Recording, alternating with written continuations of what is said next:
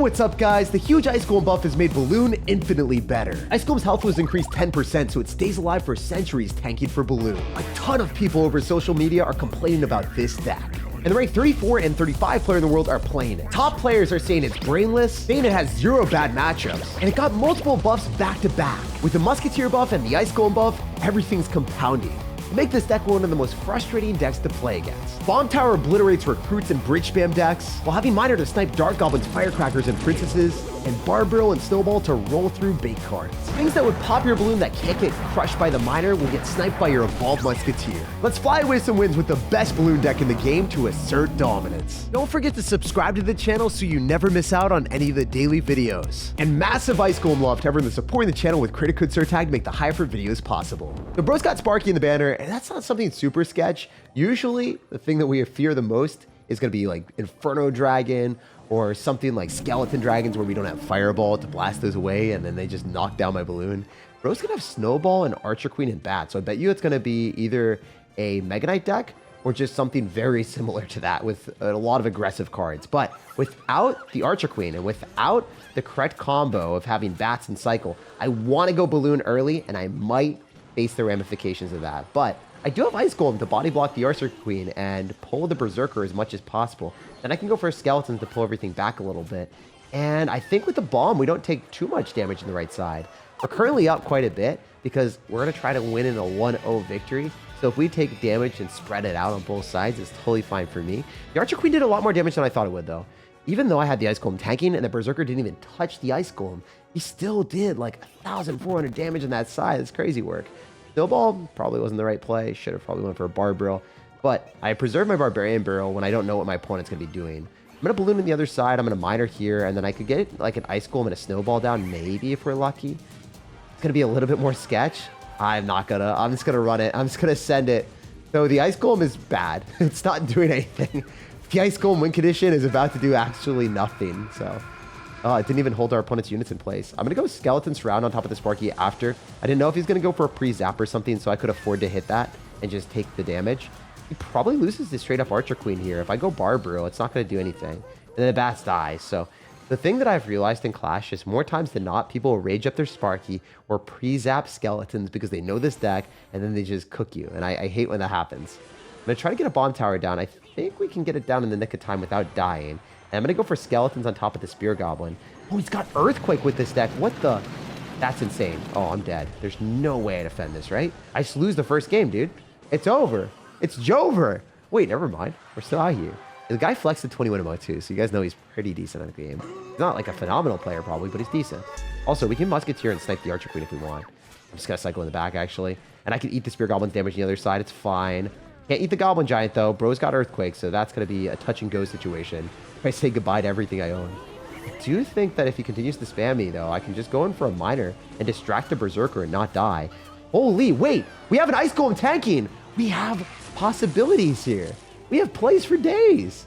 I'm going to go in for a Snowball, and I think if I can get a good Bomb Tower down here, he's going to go for a bad Earthquake, and he can't hit the tower. The Balloon should hit him one more time. Let's go! I might beat a 20-win player for the first game of the day. I just need to get Skeletons down and a Snowball, and we should walk away with a W.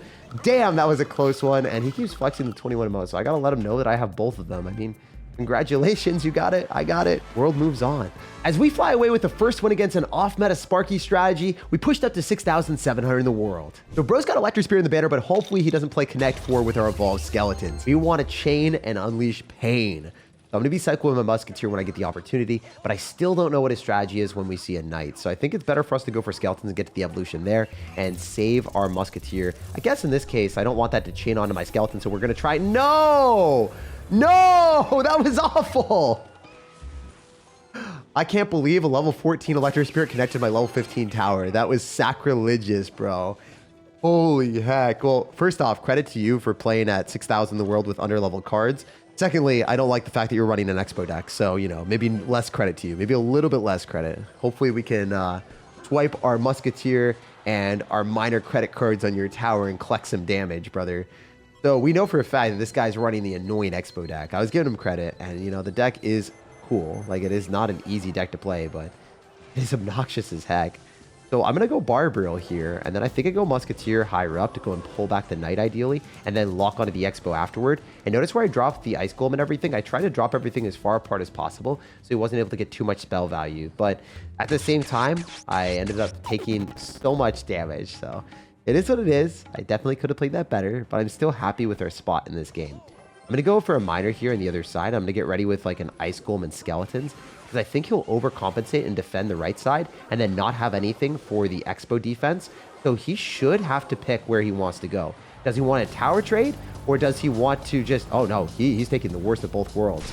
Yeah, so he decided to keep his Expo alive, but then I could just Barber and clean it up instead of preventing the balloon damage. So he didn't want to take a -5 trade going in for an Expo directly into Evolved Skeletons. But if he protects his Expo, he doesn't have Elixir to protect his towers, so he was just cooked either side. If I was playing him, I would be dropping, you know, the forfeit of the Expo and just be like, I'm going to play defensive. I'm going to make sure that I don't lose my tower. I'll go Tesla. So this is the best thing about this deck is if you can cycle Skeletons quickly and force your opponent to pick between protecting their huge offense or protecting their tower, a lot of times they'll just lose the game instantly. And I hate Expo, so he even says well played. I appreciate that, man. A few skeleton cycles later. And just like that, we exterminated a chivalrous Expo player. I hate beating people that are nice, but it makes me a little bit happier that it's an Expo player. It's always more satisfying 3-crowning those toxic Elixir Golem decks where the person's BMing the entire game. Hopefully that's what Clash Royale has for us next. So our homie here has Ice Golem in the banner, and hopefully his brain is frozen. He's got to be resting like a Snorlax and staying chill. That's why we're wearing this shirt. We're trying to monopolize all of the action in these games and putting our opponents in a snooze fest. So if we see Bats out of cycle, this is one of those moments where I'm going to be a bit of a degenerate and go Miner Balloon and test the waters. I would hope that he only has Musketeer right now, and the Musketeer is not going to be a good response to the Balloon. Oh, he's going to get back to Bats, but we can snowball? Please? Yo, great stuff for us. And we can pull the Lumberjack, and then maybe just go in for our own Musketeer directly on the Balloon. So this does multiple things for us. First off, we're going to go and use the Skeletons to pull his Ice Spirit so it's wasted. Secondly, we pulled the Lumberjack with the Ice Golem, so we got a really good trade. Lastly, I want to get a Miner in front of this, please, so we can force Elixir on the front and the back. You might have just lost the game. If I snowballed, I would have won.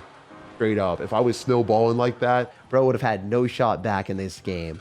But yeah, the opportunities of identifying what your opponent potentially has and then punishing them when they don't have a good anti-air response is bountiful with Balloon. He's going to go in for his own Balloon here. So we're going to get ready with a Bomb Tower. It will splash onto most of his stuff. And I quite like this for us if I can just get a Barbarial here and then Musketeer likely just directly on it. I think that's fine because it will deal a little bit of extra love. I'll snowball this stuff back to make sure that we don't take any unnecessary damage. And I wonder if I can go and do extra shenanigans here. I'm feeling pretty devious with this. Oh, man. If the Skeleton locks tower, I just win. I don't know if it will. I don't think it will, but... Oh, there is a Skeleton still! Oh, the Skeleton, please! Yo! It worked! Wait, no. No, you can't Skeleton me too, sir. We can't both Skeleton out here. I don't like this. I don't like this at all. I want my Skeletons to say I'd win. I want my Skeletons to say, nah, I'd win, but I don't think they're going to win. Aw, damn, dude. That's ruthless. Ruthless, I tell you. All right, we're going to pull back the Lumberjack. Make sure that that doesn't die in a vicinity that is scary for me, because I want to target onto the Balloon first, so we want the Balloon in front of the Lumberjack. And if the Lumberjack doesn't die quick, then he doesn't get the rage, so then he rages because he's like, wait, my stuff doesn't attack. Why am I not getting the benefit of the Lumberjack? Okay, he's going to go another Balloon. We were just holding the Bomb Tower. We weren't going to drop it until we identified he was going to do it. And yeah, for the rest of this game, I'm just going to subtly snowball his stuff back and take literally no damage. You want to snowball right as the Balloon animation is about to happen, so you can knock it back so the attack doesn't register and then it has to do it again. Or you want to do it like, yeah, pretty much at that time, every single time. Unfortunately, I am going for a bad Bomb Tower here, but the game is over.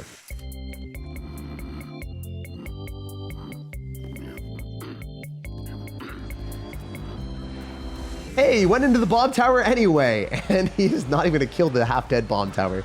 Hey, I love the type of game where we play a mirror matchup and are able to outclass and outskill our opponents. It doesn't happen too often. Usually you're playing against skillless strategies where opponents are bombarding you at all points in time, but this was a fun game. Okay, we're locked in, guys. You saw the banner. There's a lot of 20 wins out here. So our strat against a good player is to respect him, first of all. Like, I can't do anything too silly. I want to do some silly stuff, but it's not going to work against someone that's maybe better than me. I would like to go in for a Musketeer in the same side, and we have identified that Royal Ghost, Bandit, probably a P.E.K.K.A deck or a Mega Knight deck. It's going to be one of those. Or it could be that Elixir Collector deck that actually cooks. I hate that thing more than anything. Ooh, low power mode. Low power mode is insane. Yo, that wasn't supposed to happen. All right, we can still pull this with the Bomb Tower, so that's good. The Musketeer is going to be able to engage in more battles. He's going to stay alive and thrive.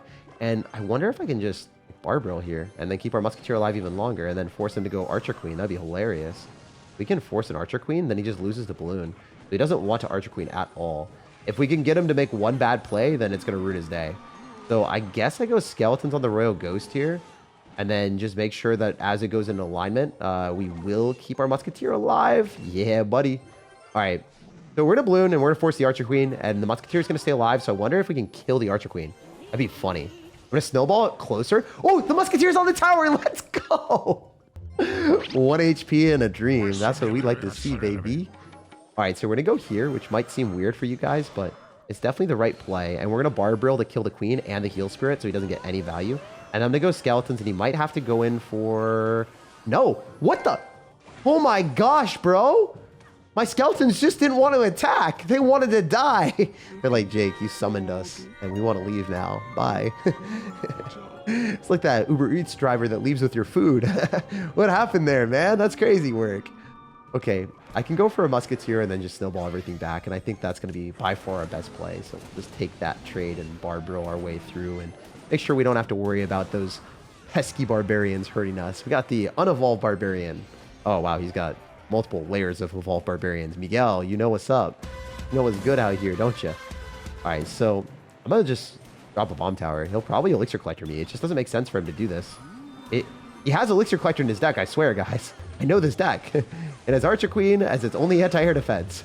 I'm pros playing it like without the Elixir Collector, though. All right, this Bomb Tower is brutal for him because the Barbarians are going to pop and they're going to go directly towards the other Bomb Tower, so we're just kind of playing this Jenga game. Love that, though. All right, we'll go for... probably a Barbarrel on a Archer Queen, or maybe we can just kill it this way with a Snowball and a Miner. That'd be awesome. I don't know if this will work, but I want to kill the Archer Queen. Ideally, that'd be really cool. We have the bomb damage, and the Miner did not hit what we wanted at all, so that kind of sucks. But is what it is. I'll eat the Archer Queen a little bit, maybe. Probably not. He used his arrows, right? So we can just go, like, evolve Skeletons here, and they'll multiply this time. Once in their lives. They'll make a mincemeat of our opponent. All right. I can just Archer Queen counter, possibly? There is no Archer Queen here. You have no power here, says the Archer Queen. And I also am not that scared of it. It's not even in the arena so far. Oh, there it is! What if I kill the Queen, and then I go Balloon, and then you go Buffoon mode? All right, I think we just kill the Queen, and then just go through and win the game. So that's the strat here. We'll see how it goes. But I think we just roll through with Barbarrel, and then Balloon, and then Snowball the Archer Queen when it's at, like, 0 Elixir. Where is it? It's not even here. Because you cycled it. You got to get back to it, bro. Now we snowball, and there's no snowball's chance in hell of you winning here, brother. You have to go invisible, but the Musketeer then locks onto the tower subsequently. So that's an amazing matchup, and I love playing against that deck. I find it absolutely hilarious playing against decks that only have one champion as their sole anti-air response. Because they can only get one Archer Queen on the field, and as soon as they drop it and it dies, they have to cycle 4 more cards to get back to it, giving you a huge time frame to kill them or go in the opposite lane and toy with them there. Okay, this guy's got a rank of 459 in the world, so he's probably gonna be the best player that we played against all day, baby. And he's giving us luck. We'll give you some luck back, bro. You know, we'll give you a bit more love too. Especially if our Miner can hit the tower. Come on, give me the damage, dude. All right. When I see a strategy like that, I'll cycle my Musketeer in the back to get closer to the evolution. And I expect it to not be an Expo deck because we don't want to see another Expo player. We really don't want to see another Expo player. But Ice Spirit Skeleton's Knight, it looks like Expo. Oh, it's not! Thank goodness! Yo, a little bit of variety in the Clash Royale arena today. It's interesting to see that because it doesn't happen often. If you're unaware, it's probably going to be a Hog Rider Earthquake deck. And if it's Hoggy Q, it's not bad for me because the way I see it is we can activate King Tower with this Bomb Tower and also kill the Firecrackers. So I quite like this for us. Please just hit my freaking Bomb Tower, baby. No! Come on! I thought I had it!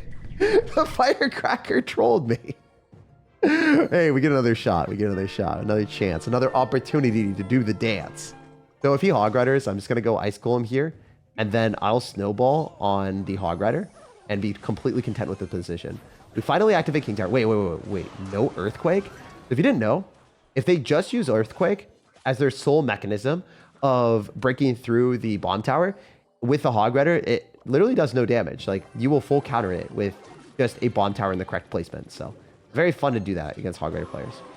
Also, I'm expecting him to go for a Firecracker soonish. So I would love to full counter that as well.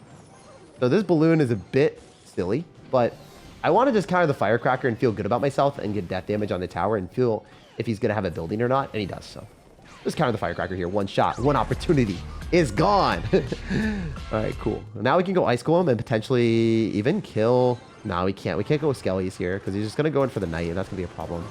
So annoying that he goes in for the Skellies to body bag me like that. All right, we'll go for our own and then go in for a Snowball, and then we should be fine against this Hog Rider because he doesn't have Earthquake, so like loses this trade pretty hard. And then I can go Miner, and I can go in for a Barbarrel here and get a bit of a bigger push rolling. I like playing like this when our opponent gives us a good opportunity to play aggressive with a balloon. I'm going to take the damage I can get. I'm going to Snowball as well to slow down the tower. Damn, that was a smart Fireball holding that the last second. Ah, that was good gameplay on his end. He actually played that phenomenally. More players than not would have just Fireballed earlier and then given me the opportunity to Snowball and get something happening, but yeah, he shimmied a bit. He shimmied there. I'll try to Musketeer to snipe a cannon or something if we're lucky. If not, I'll just kill the Firecracker with the Miner. Oh, hallelujah, bro. There's no way. Stop it. Stop. I just want the Fireball. I just want the Fireball to not be there. Just drop it on my Musketeer, man. Oh, wait, that sucks. That's going to be a ton of damage on me. I'm uncomfy. I'm not feeling good about this, Mr. Krabs. All right, so that's good. Probably, maybe. I don't know. We'll snipe this so we'll get a shot. And then it will kill the Knight. And then the Firecracker's in the wrong side, so that's good. Oh, wait, those are 2 taps. We're 2-tapping out here for the 2-time. All right, we go Skellies. Split them. Evolved Musketeer is helping out still. I think we're going to go Barbarrel on the left side, which is fun because one skeleton is going to be annoying for him. And if we Snowball, then the balloon 1-taps the cannon, so then it goes directly towards the tower. And we're just going to try to go and spam more balloons at this point, because if I get death damage, I'm happy. But if I get a hit like that, we hit him up with an L. Let's go. So if you guys didn't know, this deck is just very fast cycle. So if I'm cycling cheap cards, I'm getting back to balloons and miners. Eventually, I'm going to penetrate through his defenses and take the W. So I'm just going to keep throwing stuff at him at this point. I'm going to be annoying. I'm going to be a menace that he never wanted to witness. I'm going to be that absolute animal that no one wants to play against in Clash. I'll eventually win this. It's just going to take forever. Many snowballs later. Okay, so this guy has dropped Ice Spirit and skeletons on every single miner that I've thrown at him. But this time, the Snowball is going to go in to get the W. The 3 snowballs that I cycled might have played an impact in that game, allowing me to finish the game with 4 seconds remaining. So obviously, our snowball cycling was completely calculated and well worth it. Aang can save the world. Balloon bash the like button, subscribe for more daily content, and have an amazing rest of your day.